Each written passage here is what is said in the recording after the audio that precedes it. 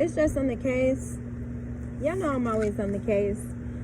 Okay, so today I have a story, and I've been trying to do this story, and I have not been hitting the record button. I don't know what I've been hitting. I've been hitting live photos and some of everything. But we're going to tell this story outside since it's so nice out here. Look at the sun over there on the side. You know, let me see if I can show you guys. There's the sun, guys. Somewhere up there. Yeah, I live in the dirty South, the deep South. Okay, and we are going to begin. This story is about the Morrison family.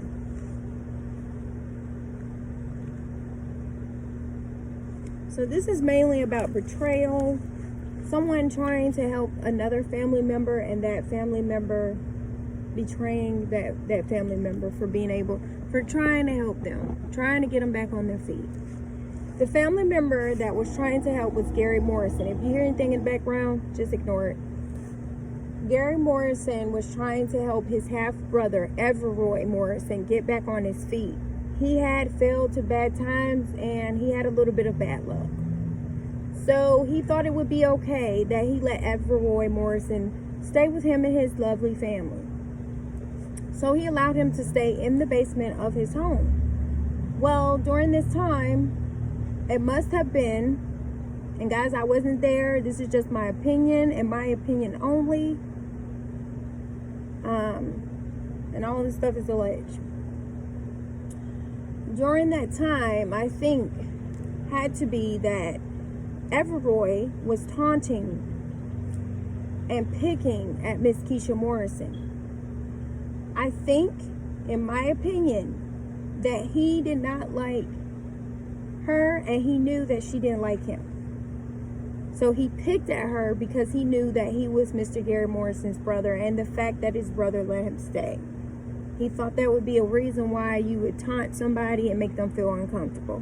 So Miss Keisha Morrison went to her family members and explained how he was taunting her and he was making her feel uncomfortable, making her feel at ease, like feeling eerie, feeling like, you know how people make you feel like, oh, I need to get away from that person. Oh, I don't need to be here. Oh, I need to move away. I need to go in my room.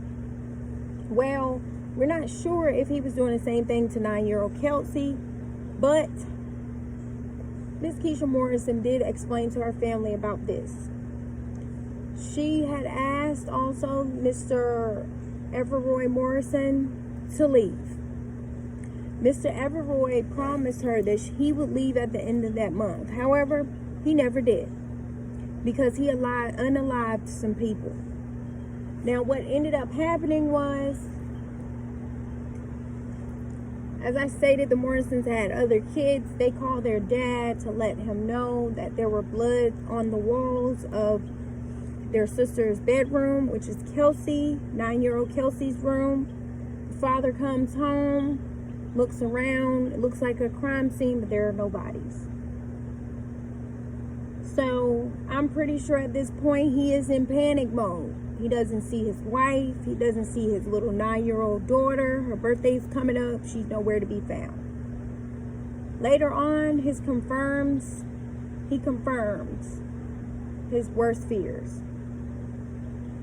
He found his wife and his little 9-year-old Kelsey stuffed under a bed, wrapped in sheets.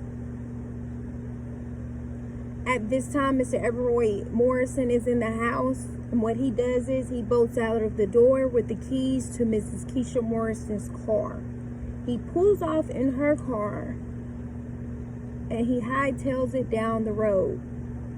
Well, I'm pretty sure the police had to have put out some type of alert for the vehicle with the plates and everything, because then as he is driving, he is pulled over by the cops, and he is charged for stealing a car. Later on, he is then again, in March, charged for, he is accused of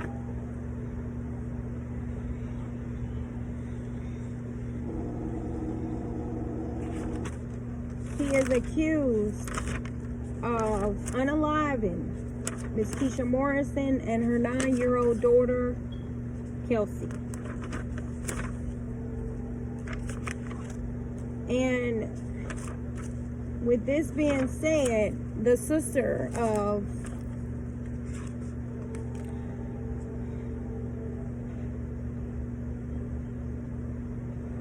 said they were planning a trip to Disney World. And this, as I told you, Kelsey's birthday was coming up. She's going to be 10. So they had planned a trip to Disney World that they would never be able to take ever again together. This story is sad. And the sister of Gary Morrison stated, and this is alleged, that the guy was jealous of her brother and wanted what he had. Meaning, Mr. Everroy Morrison was jealous of Mr. Gary Morrison's family life, maybe his job, maybe everything he had, and that he was still on his feet and he was still doing what he needed to do for his family, and that he had someone that loved and cared for him and his beautiful family with his kids. And somehow in his head, he wanted him to feel something. He wanted to take something from him to make him feel some type of way. And that's when we talk about the mental states. If you're going through something and you need some guidance, it's okay to get guidance, guys. Don't wait till it's too late and you're ballistic somewhere and done something you can't take back. Get the guidance that you need with whatever is going on in your life.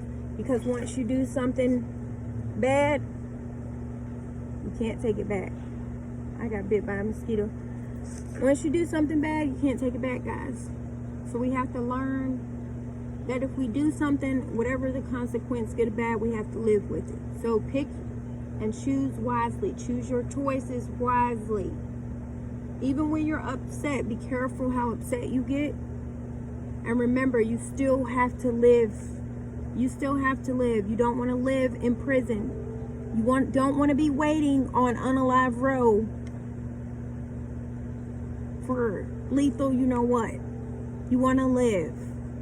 So when people make you mad, think about living.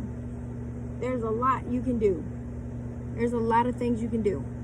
And Mr. Everroy Morrison had no excuse. No excuse whatsoever.